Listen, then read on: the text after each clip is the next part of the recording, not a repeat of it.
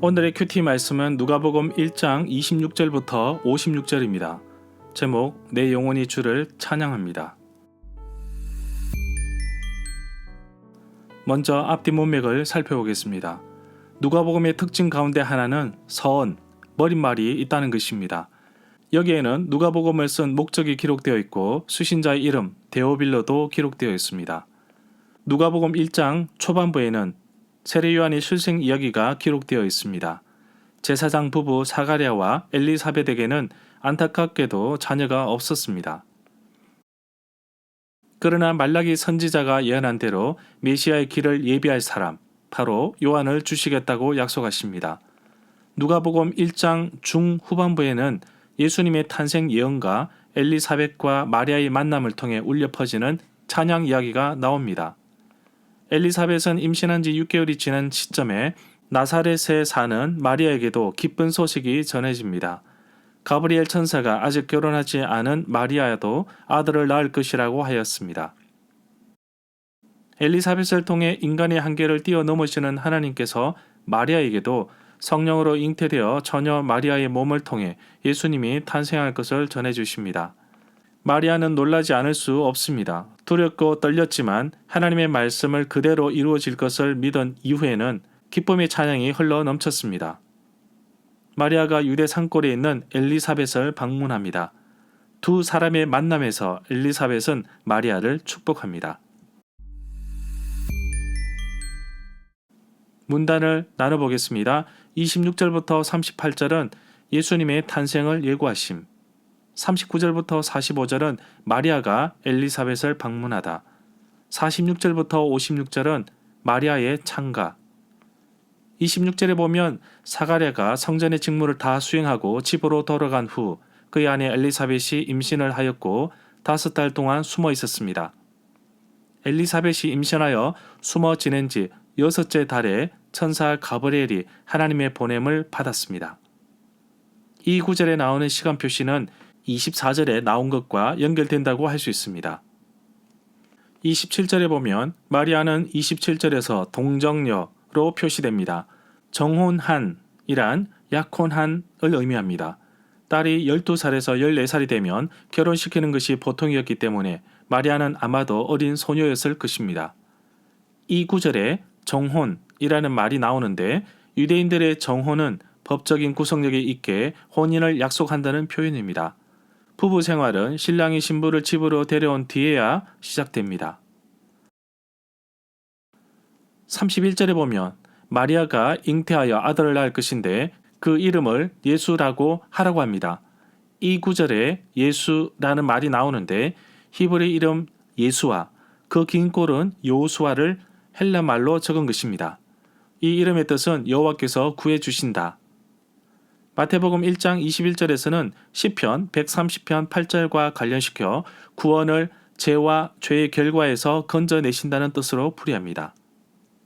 이 구절은 엄숙한 구약 성경의 언어입니다. 그런데 흘려 넘길 수 없는 것은 무엇보다도 이사야 7장 14절의 암시입니다. 이 구절은 그리스 번역에 히브리어 원문의 처녀라는 낱말이 사용되었습니다. 아기의 이름은 예수라고 해야 한다고 합니다. 이름을 미리 정한 것에 관해서는 13절에 나옵니다.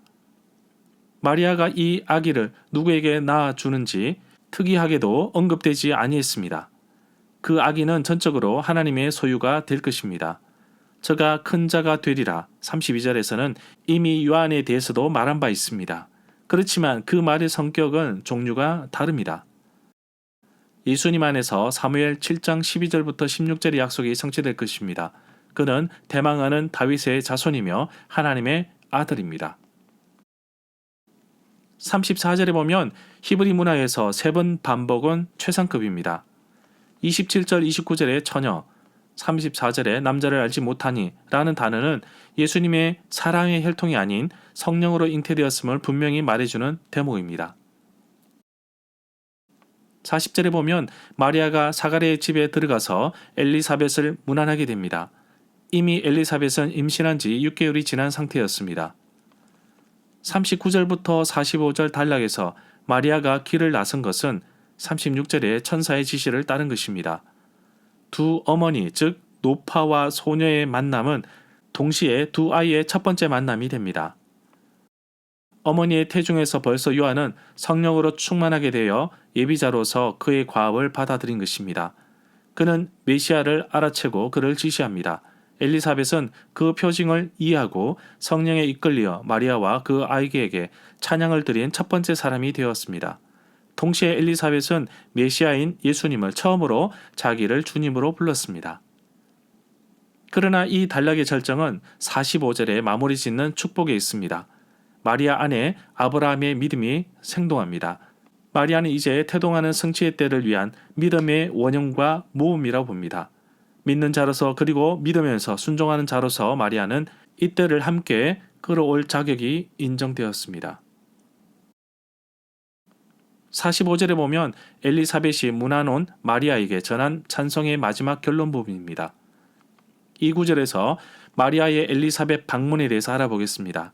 마리아는 서둘러 나사렛을 떠나 유대의 한 마을로 갔는데 이 길은 100km가 넘는 길입니다. 성령께서 엘리사벳으로 하여금 마리아가 수태한 아기가 엘리사벳 자신의 주님이심을 깨닫게 하였습니다. 46절에 보면 이 단락 46절부터 56절 단락에서 마리아는 이 창가에서 자기에게 일어난 일에 대해 하나님을 찬양합니다. 그리고 아브라함과 조상들에게 주신 약속들이 성취되는 데서 이스라엘 백성에게 이제 구원으로 선사하실 것에 대해 찬양합니다. 이 창가는 두 부분으로 구성되어 있는데 구약 성경의 인용문들과 암시들로 촘촘히 쌓인 직물과 같습니다. 눈에 띄는 것은 51절부터 53절에서처럼 비천한 자들, 줄이는 자들을 위한 구원과 교만한 자들, 권세 있는 자들, 그리고 부자들에 대한 심판에 초점이 맞춰져 있다는 점입니다. 그것은 누가복음 6장 20절부터 26절의 구원 및 저주의 외침을 벌써 울리게 합니다. 48절 하반절에 마리아에 대한 존경의 성경적 근거가 들어 있습니다. 누가복음은 이에 대한 최초의 큰 증언입니다.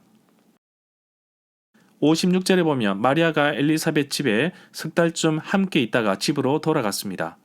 그러면 엘리사벳은 임신한 지 9개월쯤 되었고 곧 출산할 때가 되었습니다. 마리아 역시 태중에 아기가 있은 지 3개월이 지났습니다. 절마다 상세한 설명과 구절 해석, 핵심 내용과 중심 줄거리는 네이버 블로그에 올려져 있습니다. 내게 주시는 교훈입니다. 마리아는 가브리엘 천사가 전해준 이야기를 나누기 위해 친족 엘리사벳이 머무는 유대 산골까지 갑니다. 두 여인의 만남이지만 실제로는 그의 할머니와 어린 소녀의 만남입니다. 그러나 성령 충만을 받은 엘리사벳은 오히려 마리아를 보며 구세주의 어머니가 될 것이라는 말을 하게 됩니다. 마리아는 천사가 전해준 소식에 감당하기 어려웠으나 엘리사벳을 통해 위로와 격려와 힘을 얻게 됩니다.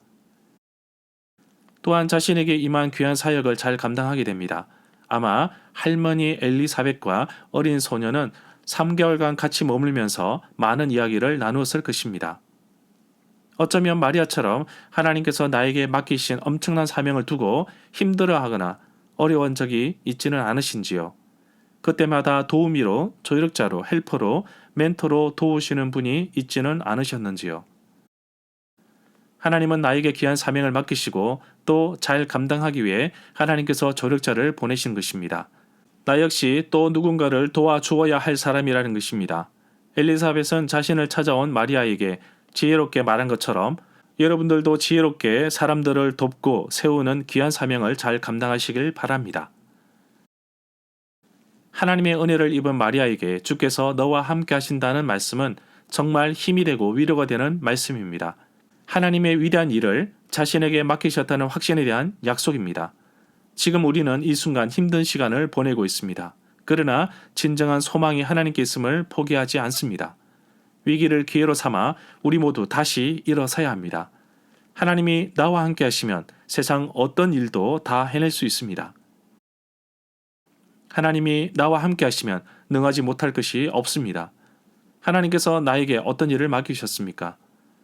하나님께서 나에게 귀한 사역을 맡기시면서 내가 너와 함께 하겠다라고 하십니다. 하나님이 나와 함께 있기에 나는 행복하고 즐겁습니다. 하나님께서 나와 언제나 함께 하심을 기억하며 감사하며 살아가는 하루가 되기를 간절히 소망합니다.